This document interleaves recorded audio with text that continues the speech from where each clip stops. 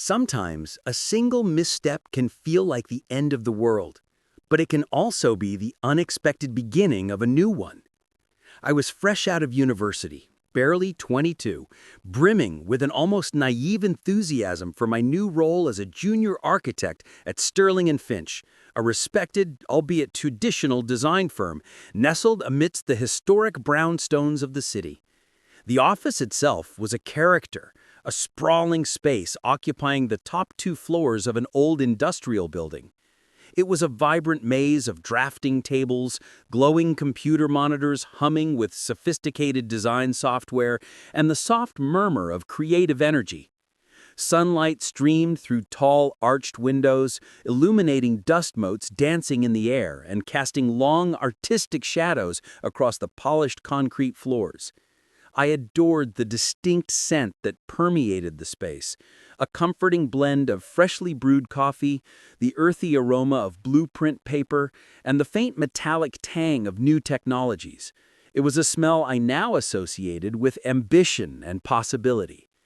My particular project, my very first significant solo task, involved the conceptual design for a new community library in the revitalized waterfront district. I envisioned a building that wasn't just a repository for books, but a true beacon of learning, a hub for connection, and a testament to modern, sustainable design.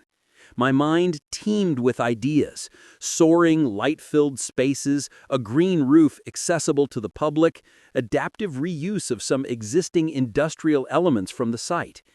Every fiber of my being was dedicated to this task. I poured every ounce of my recently acquired knowledge, my nascent ambition, and my boundless energy into it. My small, somewhat cramped desk, usually meticulously organized with neat stacks of binders and perfectly aligned pens, had transformed into a glorious, chaotic battlefield of sketches, architectural history books, sustainable design journals, and coffee-stained napkins covered in frantic doodles. It was a beautiful mess, a tangible testament to my burgeoning dedication and desperate desire to prove myself, to show everyone, but most importantly, myself, that I was more than just the new kid, the eager-eyed graduate. I wanted to sculpt not just steel and glass, but a lasting impression. The deadline for the preliminary presentation loomed large, a relentless, ever-present shadow over my usually sunny, optimistic disposition. It was a date circled in angry red on every calendar, whispered in hushed tones by project managers, and etched deeply into my own psyche. I'd been working late nights, the kind that blur into early mornings, often leaving the office just as the first rays of dawn painted the sky a delicate pink and orange. My sustenance consisted primarily of lukewarm instant coffee, a never-ending stream of energy drinks, and the vivid, compelling dream of seeing my design not just approved, but celebrated, brought to vibrant life.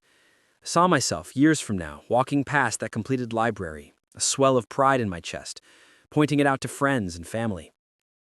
One particularly grueling evening, the kind where the clock seemed to accelerate and every keystroke felt like an act of Herculean effort, deep into an exhaustive session of refining structural elements, I made a critical error.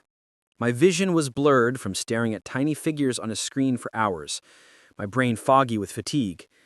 A complex structural calculation, one that formed the absolute backbone of the entire building's integrity and stability, was fundamentally flawed. It concerned the precise load-bearing capacity of a crucial support beam, a delicate balance of weight and resistance. In my haste, fueled by a misguided belief that I could power through the exhaustion, in my inexperience with real-world pressure, and frankly, in my sheer, profound weariness, I had overlooked a single, solitary decimal point. A tiny, insignificant dot on a screen, yet its misplacement threw the entire structural integrity, the fundamental safety and the engineering viability of the entire load-bearing system out of whack. It wasn't just a minor oversight, a trivial typo. It was a fundamental, catastrophic flaw that, if left uncorrected, would have rendered the library not just financially unfeasible due to over-engineering or under-engineering, but utterly unsafe, prone to collapse, and entirely unbuildable according to any reasonable safety standard. The implications were chillingly clear. The next morning, The day of the presentation dawned with a heavy, leaden sky that mirrored the churning anxiety in my stomach. As I walked into the sleek, modern conference room, the hum of the air conditioning seemed to amplify the frantic pounding of my heart. There sat Mr. Henderson, the formidable senior partner, at the head of the polished mahogany table. He was an institution at Sterling and Finch, a man whose reputation preceded him, whose sharp intellect was only matched by his intimidatingly calm and composed demeanor. His silver hair was meticulously combed, his tailored suit impeccable, and his eyes, though kind, held a depth that suggested a mind constantly analyzing, constantly discerning. Beside him sat Ms. Albright, the head of engineering, her expression typically unreadable, and Mr. Davies from client relations, his usual jovial air replaced by one of professional anticipation. My hands, clutching my presentation notes, felt clammy and trembled slightly. As I began to explain my design, detailing the aesthetic vision, the functional layout, and then, with a growing knot of dread, the structural framework, Mr. Henderson listened intently. His gaze, steady and unwavering, never left my face, making me feel simultaneously scrutinized and, oddly, patiently observed. He offered no interjections, no hints of approval or disapproval, simply absorbing every word. When I finally reached the section detailing the structural calculations, my voice, despite my best efforts, wavered just a fraction. I could feel the heat rising in my cheeks. When I finished, the silence in the room stretched, taut and agonizing for what felt like an eternity. He didn't raise his voice, not even a fraction. He didn't furrow his brow in anger or disappointment. Instead, he simply, almost surgically, pointed a pen at the crucial calculation on the projected screen. Amelia, can you walk me through this specific load distribution analysis? Just elaborate on the derivation of this safety factor and how it integrates with the material stress tolerance. My blood ran cold. It wasn't a question, not really.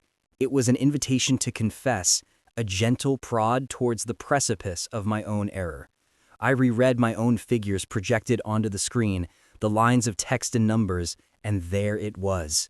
The decimal point misplaced, glaring and obvious now, screamed at me from the complex formula. It was a betrayal from my own work, a monument to my own carelessness. My face burned with a shame so intense it felt physical, radiating outwards from my core. I stammered, trying desperately to find an excuse, a plausible explanation, a way to backtrack and feign ignorance, to somehow salvage the situation, but there was none. The truth was stark and undeniable. I had messed up. Not just a little, but catastrophically. This wasn't just a small, easily correctable mistake. This was a potential structural failure waiting to happen, a monumental waste of countless hours and significant financial resources for the firm and the client, and a massive, irreparable blow to Sterling and Finch's impeccable reputation had it gone unnoticed into further development stages. I braced myself, my shoulders tensing, for the inevitable reprimand, the crushing disappointment in Mr. Henderson's eyes, perhaps even the swift, clinical termination of my fledgling career.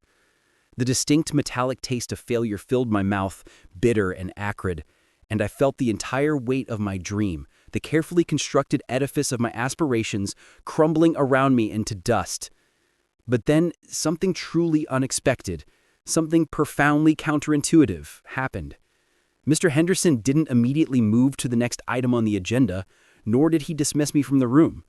Instead, he leaned back in his stately leather chair, his gaze drifting from the screen to me, a thoughtful, almost contemplative expression settling on his distinguished features. The silence stretched again, but this time it wasn't agonizing. It felt expectant, pregnant with something I couldn't yet comprehend. "Mistakes happen, Amelia," he said, his voice surprisingly gentle, devoid of any harshness or accusation, almost as if he were simply stating an observable fact of life. The important thing is not that we avoid them entirely, for that is impossible, but what we choose to learn from them. The critical lesson is how we recover, how we adapt, and how we ensure we grow stronger because of them. He then did something even more astonishing, something that completely defied my expectations of how a senior partner would handle such a serious lapse. He didn't just point out what was wrong and leave me to fix it.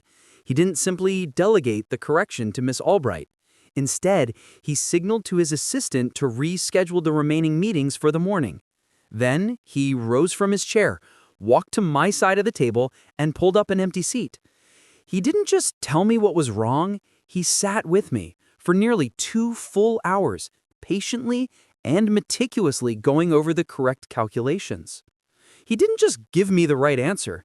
He painstakingly explained the underlying principles I had overlooked, detailing the nuances of material stress, load distribution, and safety coefficients. He drew diagrams on a whiteboard, sketching out forces and vectors with surprising dexterity. He even shared anecdotes, humble and illuminating, of his own early career blunders, moments when he too had miscalculated, misinterpreted, or simply missed something crucial due to inexperience or overconfidence. He showed me not just how to fix this mistake, but how to identify similar potential pitfalls in future designs, equipping me with tools for foresight and prevention. He didn't just offer a lifeline, he offered a rigorous, personalized lesson, a moment of profound mentorship, an actual, tangible second chance to understand, to rectify, and to truly learn. It felt like the sun, after hours of oppressive storm clouds, finally breaking through, its warm, golden rays not just illuminating the room, but warming me from the inside out, dispelling the chilling dread that had gripped me. He treated me not as a failure to be discarded, but as a valued individual, capable of immense growth, someone worth investing time and wisdom in. It was in that moment, sitting beside him, the complex equations and architectural diagrams spread between us, as he patiently guided my hand through the intricacies of the correct methodology, that a profound, almost spiritual realization washed over me. It wasn't about the decimal point or the flawed design or even the crushing weight of potential professional embarrassment. It wasn't even solely about the library project itself. It was about something far larger, far more fundamental. It was about the extraordinary grace, the deep wisdom, and the rare humanity he exhibited. I understood then that true leadership wasn't about wielding power to find fault, to punish, or to dismiss. It was, at its very core, about fostering potential, about nurturing talent, and about guiding others through their inevitable stumbles. Mistakes, I suddenly grasped with stunning clarity, weren't just errors, blemishes on a perfect record, or causes for despair. They were, in fact, incredibly potent teachers, powerful accelerators of learning, especially when met not with harsh condemnation or cold indifference, but with genuine understanding, patient guidance, and an unwavering belief in one's capacity for improvement. My initial gut-wrenching panic, the cold dread that had gripped me, transformed in that moment into a deep, swelling sense of gratitude and a renewed, far more resilient and deeply rooted determination. I began to see my career, and indeed my entire life, not as a precarious, linear path to an impossible, flawless perfection, but as a dynamic, continuous journey of learning and growth. A winding road where every stumble, every misstep, every moment of perceived failure offered a crucial, invaluable chance to stand taller, wiser, and more capable than before.